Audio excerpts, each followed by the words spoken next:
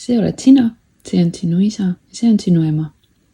Kui sinus on osasid, mida sa ei suuda endas vastu võtta, on see seltsivus või on see hea huumorimeel või hoopis hea fantaasia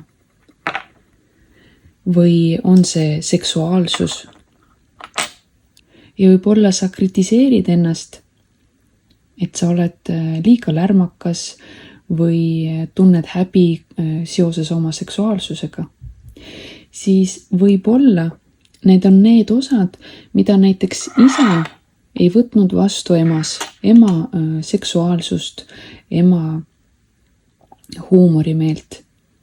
Või siis hoopis ema ei võtnud isas mingid iseloomu omadusi vastu.